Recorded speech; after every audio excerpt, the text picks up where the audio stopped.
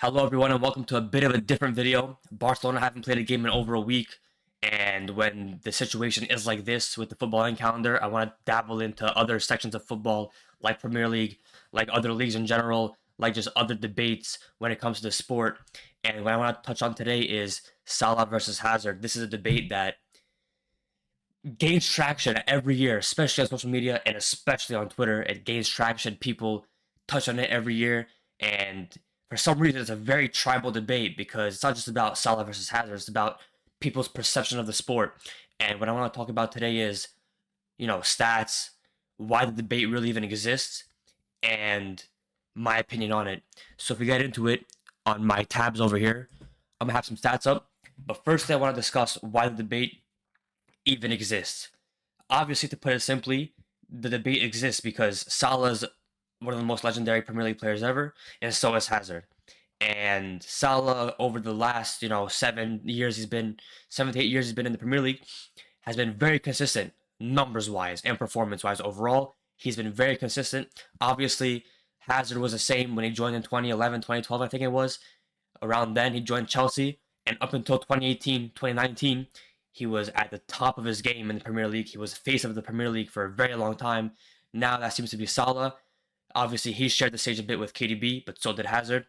And overall, both of these players are legends of the game, especially when it comes to the regard of the Premier League. When you think of the Premier League, you would think about these two players.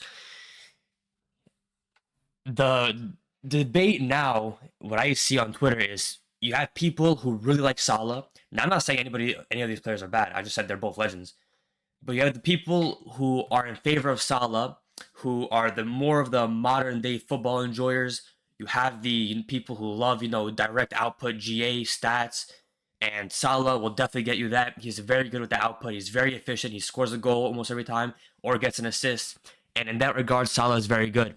And when you have someone like Hazard, as we can see in the other tab here, we have Hazard with 85 goals in 245 games. That's not a crazy return. It's not a woeful return, but it's not a crazy return when it comes to, legends of the game. But it comes down to the role of the player. And if you take a look at Salah, he has 173 goals, 0.62 a game in the Premier League, and he has 80 assists. Now, that's a crazy output numbers wise. That means he's basically getting almost a goal or assist a game, and that is very good. My issue with Salah is that he is a textbook player in the modern game who will get you output, but he's not, a player that encompasses the magic that you want to see in the sport. And it comes down to the fundamental aspect of football. Why is football the most, watched sport, the most followed sport on the planet? Why does everybody love the sport so much? It's because you have these players historically, like Maradona, like Ronaldinho, like R9, like Messi, like Neymar, like Zidane, like Pele, like George Best. You had a bunch of these players who played the sport in a way that makes you love the sport. And these players weren't, always prioritizing or always had the role of garnering GA, being super efficient, especially when it comes to in the box. And this is something that is Salah's role. Salah's role, yeah, he is a winger, so is Hazard, but the roles are different. Salah is more of an inside forward, and Salah's role is to overall get on the end of stuff and be in the box more. Salah is a great goal scorer, and people talk about consistency.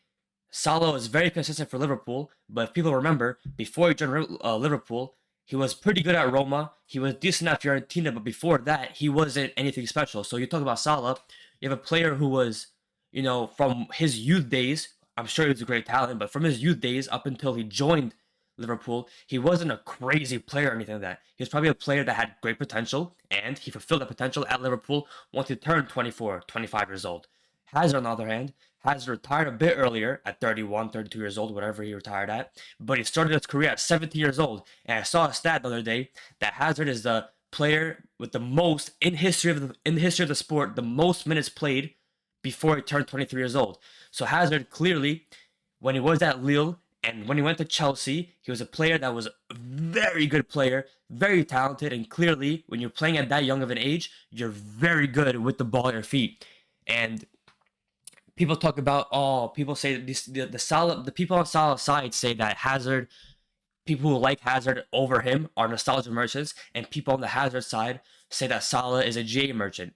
And I think one of them is more right than the other. I don't believe in the nostalgia merchant, so to say, for football. I think that the sport necessarily is not at the level it was even 5 years ago, but let alone that 10, 15 years ago, the players overall were at a higher level, and the sport was played at in a way that required players to be more technical on the ball. That is not the case now.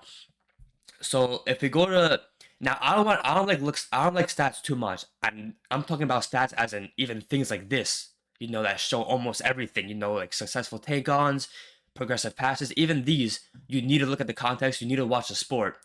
But overall, we can see Salah here in this season in the Premier League. Obviously, goal-wise, he's absolutely at the top here in the 99th percentile.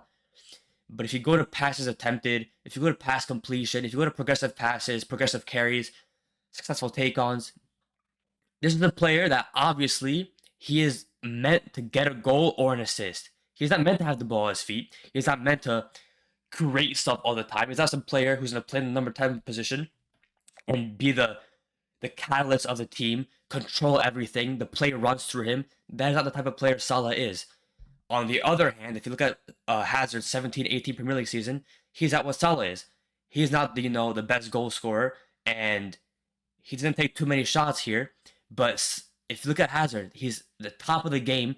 Passes attempted, passes completed, progressive passes, progressive carries, successful take-ons, progressive passes, and even this is a very important stat in my opinion, shot creating actions. Because it's not just about a big chance created, it's about a shot creating action. So if you're going to dribble the ball, from the middle of the field and it ends in nothing, then no point. But if you're going to dribble the ball from the middle of the field and it ends up in a shot created action, in front of the goal for the attacker, that's something that has to be noted. And this is a stat that shows that. But at the end of the day, it comes down to watching the sport. And when you watch Hazard, you see a player that, the rest of his teammates want to give him the ball, whether he's in front of the goal or, far away in the middle of the field, because they know he will get the ball up to the box. And this type of player nowadays is, especially by the football watchers. I'm not saying so, like the managers and stuff, but the people who watch the sport that have reduced the sport to stats and numbers and have, like made it into a very calculated, numerical way to determine how good a player is, don't really care about this stuff because they prefer the player who's efficient like Salah. And of course, Salah, he's going to be that player that latches on to he's going to be a player that finishes everything, latches on to the final balls. He's going to be good at giving an assist, when he's already in and around the area. But giving the ball to Salah in the middle of the pitch, when he has players around him, when he has players defending him, I'm not saying he's going to lose the ball, but he's not going to be anything insane. He's not going to take on 3 or 4 or 5 or 6 players and get the ball to the box at the rate that someone like Hazard is. And Hazard, for example, it's not just about the dribbling. Hazard was a very good goal scorer in terms of the chances he did take. So if you take a look over here, we have big chances missed, 141 for Salah, and if you go to Hazard, it's 37. And this is in the very similar amount of appearances. So clearly, Salah is getting onto more chances, which means he's by definition is getting into the box more, and he finds himself in a shooting position more. Hazard had never had that role, and to be honest, most of the big chances that Hazard had, he started the play and he received the ball back, or he just dribbled players and ended the play. So it really depends on the player that you think should be better. In this case, in my opinion, is Hazard, because I've always preferred players who are very good at what the sport fundamentally has, and that's why I support Barcelona. Barcelona had some of the most technical players in the history of the sport. I mean, you have the most technical player in Messi, Neymar, Ronaldinho, Iniesta, Xavi, Busquets. You had Piqué, the greatest ball player center back of all time, probably behind Beckenbauer. We had a bunch of these players who were super good technically with the ball at their feet, and you have someone like Salah who is very pace and power oriented, something that Real Madrid players have a lot. You think of Ronaldo, you think of Gareth Bale. These are all players have that were very good with the ball at their feet. Of course, I'm not saying they were poor, but they were not the technical level of these other legends in terms of Messi's and stuff. But they were very pace and power oriented. If you look at Bale, if you look at Ronaldo, You look at Salah, these people are very fast, they're very strong, and they're very hard to knock off the ball or catch up to. And that's why that coupled with their finishing ability and, the sheer power and pace, they are able to get a lot of goals and assists. And that's the reason why these players are so successful with their efficiency.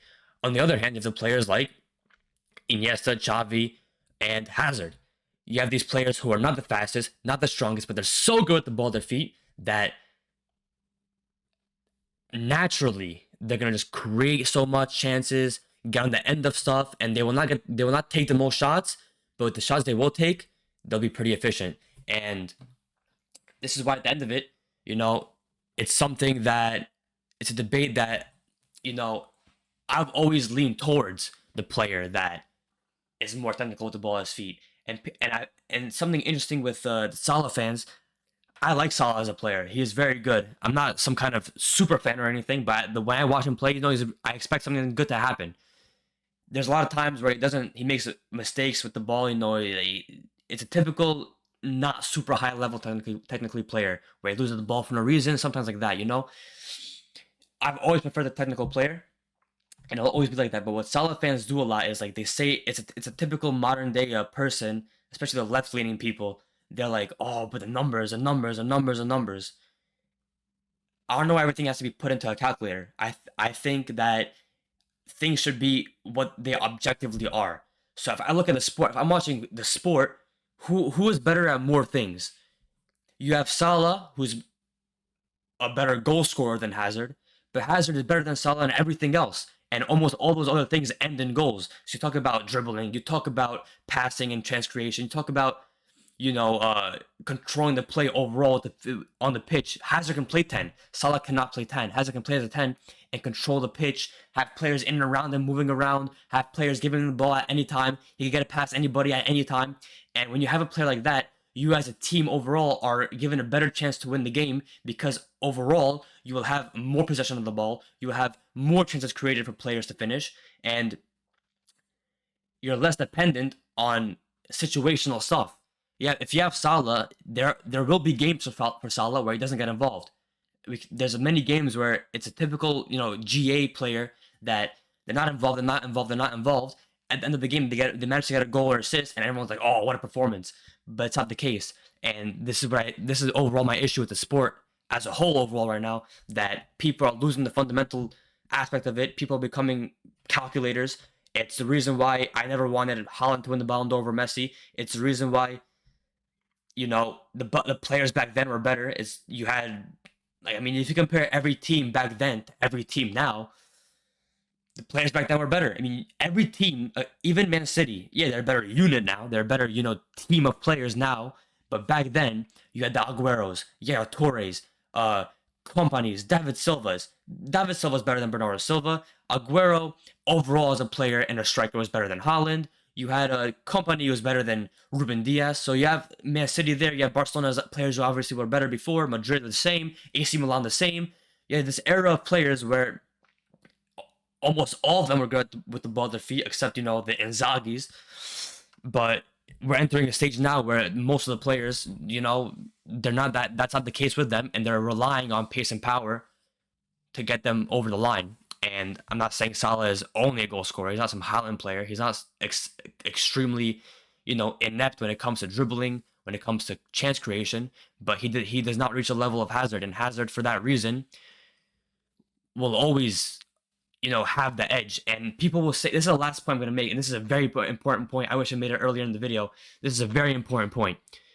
People who say they prefer Salah over Hazard and stuff like this, they say that Salah is going to be remembered more because of his numbers, because of his records. And I actually disagree with that. Because if you take a look at the numbers overall historically, every era of players that's remembered always has the overall better footballer remembered from that era, regardless of the numbers.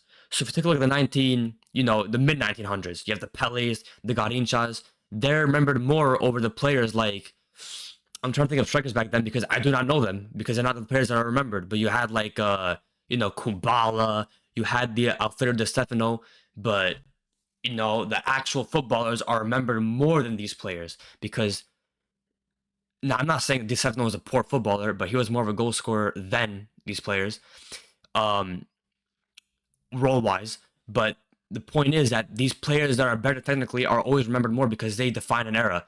My favorite example is Maradona and Cruyff, that era, over the players like Gerd Muller, these type of players. These players scored more goals than Maradona. They had more assists or similar assists to Maradona, but they're not going to be remembered because the goals that you score do not define the way a player operates on the pitch in terms of how good they are. And it's the same case with Salah and Hazard. Maradona was remembered because of the magic he produced. Hazard will be remembered over Salah for the magic he produced. And it's not about the numbers. I think it's about the legacy you leave with the way you operate on the pitch, with the way you carry yourself, with the way you function with the ball at your feet. And this is why overall I always take the footballer over the machine. In this case, it's Hazard.